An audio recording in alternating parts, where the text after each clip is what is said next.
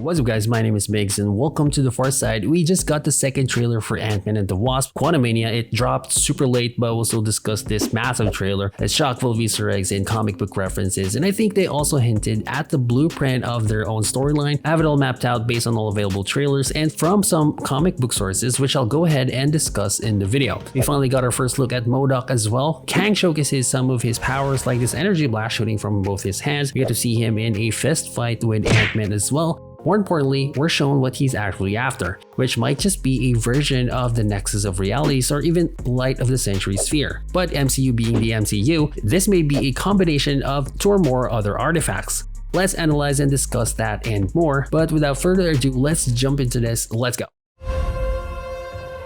Who are you? I'm the man who can give you the one thing you want. What's that? Time.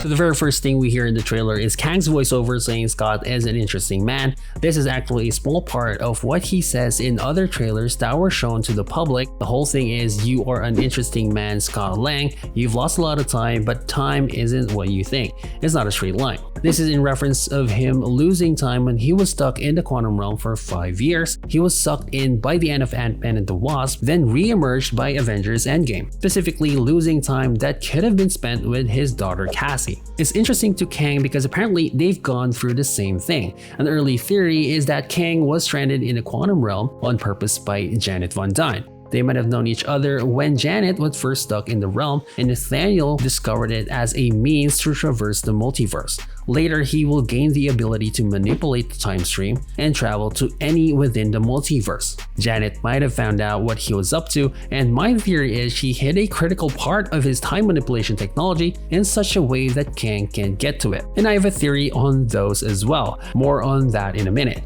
Going back to the trailer, we see Scott Lang enjoying popularity and apparently gaining celebrity status for his important role in the events of Avengers Endgame. We see both Scott and Hope Van Dyne attend some kind of red carpet event as Kang continues, "You're an Avenger," as we see Scott falling presumably when he, along with the rest of his family, was sucked into the quantum realm by Cassie's signal machine. We can see him put on his suit and press the button that would turn on the suit's power. With the way he landed, I just noticed that he might have turned to a giant version of himself to be able to land without injuring himself. Aside from the Pym particle's ability to make you smaller, it also provides a way to grow in stature. The voiceover from Kang continues, "You have a daughter, but you've lost a lot of time, like me. We can help each other with that." While we see Scott in a public reading from his book, "Look Out for the Little Guy." Cassie calls him during the event and noticed the image on his phone was when she was younger, indicating that they have an estranged relationship now, and he longed for those days when he spent a lot of time with her. Being stuck in the quantum realm really took a toll on their relationship. This looks to be the motivation being set up for Scott, which would allow him to accept the deal with Kang down the line. Maybe Kang will allow him to go back so he can spend more time with Cassie. The thing is, Marvel already set up the rules for a time paradox, kind of a funny bit actually. Going back in time to alter the present won't have the same effect as what happens in other movies. Who told you that? Star Trek, Terminator, Time Cop, Time After Time, Quantum Leap, Wrinkle in Time, Somewhere in Time, Hot Tub Time Machine. Hot Tub Time Machine, Bill and Ted's Excellent Adventure. Basically any movie that deals with time travel. Die Hard? No, that's not one. This is known. So the question remains, what will Kang do? Well, it might be related to this thing I'll be discussing later in the video, so just go with the flow. Nice and zen, baby. Then we see the lab scene where everyone in the Ant-Man family being introduced by Cassie to her small quantum device. Then a vortex opens up and sucks them into the quantum realm. Both the device and the portal seem to emanate this blue energy, which might indicate quantum energy, the same technology powering Kang's suit and his other devices. We see the family sucked in, a cool visual here for the size progression as they shrink, which may also be seen every time they trigger their powers. In the comics, Kang has access to various technologies throughout the multiverse, and most of these depict blue light. Next scene, Kang walks in to confront Ant-Man. Scott asks him, "Who are you?" and he says, "I'm the man who can give you the one thing you want. Time." We see a close-up shot of Kang's face for the first time here with his helmet. Pretty comics accurate depiction with the open face design. He might be using nanotech with the way his helmet kinda pulls back. I can see similarities with Black Panther's nanosuit and Tony's bleeding edge armor.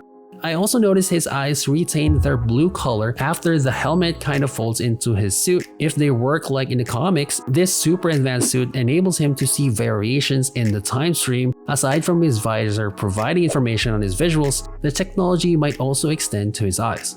After the Marvel logo depicting different neon lights, we get an eagle-eye view of the Chronopolis, or at least a version of Chronopolis in the MCU. This is Kang's stronghold, and in the comics, it contained access points to all of the time eras that Kang had conquered in the past. It might not be working at this point until Kang acquires the source of its power, which might be what we're referring to as Light of the Century Sphere that he will ask Ant-Man to acquire later on. In the other trailer at the top of the central citadel, we can see a focal point where there seems to be a yellowish golden apparatus. The circular platform surrounding this thing is where Kang's army can be seen assembling. Speaking of Kang's army, during the time he was stuck in a quantum realm, he would have amassed this very huge, very large army. Now, we don't know if these are endless waves of variants of himself, a la Rick Sanchez, or if these are enslaved quantum realm locals. We only know from the other trailer that the quantum realm is home to a lot of sentient species. Quantum City looks to be where they live, a sort of their central hub actually. It isn't clear though if the Chronopolis is anywhere near Quantum City or if they're even in the same place. But I tend to think these are all variants of Kang, just the way they're trying to hide their faces with these blue glowing masks. But I might be completely wrong. But notice the sheer numbers alone here indicates that he had time to gather and build his HQ. It has been established that time works differently within the quantum realm, so he might be building his strength, waiting for the right time, preparing to invade the multiverse. We might finally see him get his moniker here, is Kang right now, but sometime down the road he will earn his moniker Kang the Conqueror, because, well, he literally conquers other universes. Looking at this nexus from this angle looks to be the tip of the iceberg. You can see it extending down and we will get a scene in it later in the trailer. It also looks like it's transforming to me. It's possible this is a part of a much larger mechanism. This entire place might be one giant sphere for all we know. Next scene, we see different angles of the city with some sort of light emanating from a distance. It almost looks like a sun, or maybe it's a gateway of some kind. This may actually be a time vortex, just basing on the actual circular looks of it. It also looks kind of like a vacuum to me. Janet referred to these in Ant-Man 2, and that it's impossible to navigate.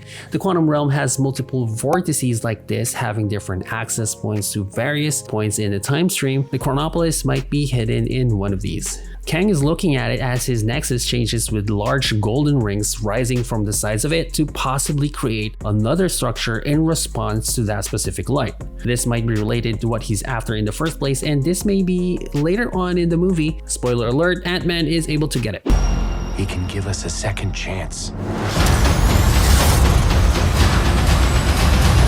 The voiceover now from Janet says he can rewrite existence and shatter timelines. You can't trust him. I think they cut up what she's actually saying, because to me she would have said that with the thing he's trying to get, he will be able to rewrite existence and shatter timelines. Now I assume this for a couple of reasons. He doesn't have as much power in the trailer as she claims him to have. There's a scene of Kang and Ant-Man just going at each other in a melee. Kang is human, he's actually Nathaniel Richards with advanced technology. I mean, his suit enhances his skills and gives him levitation, super strength, and all that stuff, laser beams and all that cool things as well, but he doesn't have time travel capabilities. Even with all that tech, he couldn't rewrite existence or shatter timelines unless he's able to go back in time and make changes to the time stream. However, when he possesses the Nexus of Realities / Sphere, he will be able to do all of that and see all possible variations in time as well for each multiverse, and acts as he sees fit. He can even retrofit his armor to attach it to the Nexus so that in a battle it would be hard to get ahead of him because he would know all of your moves, even make them. He wouldn't need Ant-Man's help to acquire technology he already has. He went through the trouble of getting them there, and no doubt he has been after Janet for years. Then we see a scene of Scott literally splitting in two. This might be the same place he's trying to get to as part of the Kang deal. I would venture to say this is kind of a defense mechanism for the golden machine apparatus by the end of the trailer. I might just be at this point, but just the way it's portrayed, this place might be causing him to make more variants of himself in real time, as in every divergent action causes him to split split up into these multiple versions of himself. You can see one deciding to grow really huge, other just running towards the goal. You can even see one that decided to put on the helmet, and that makes another variant. So after a scene of Janet warning him not to trust Kang, we see Kang, Cassie, Scott, 2 guards, and yes, that floating head is M.O.D.O.K. M.O.D.O.K is a rather absurd acronym for Mental Mobile Mechanized Organism designed only for killing, although it can also be the C1 for computing. Originally in the comics, he was George Tarleton, a technician working on the Cosmic Tube, which is a version of the Tesseract. He was mutated to gain superhuman intellect by scientists, but they ended up growing his entire cranium. In the MCU, Darren Cross aka Yellow Jacket, played by Carrie Stroll, will play him after getting sucked in through a malfunctioning suit.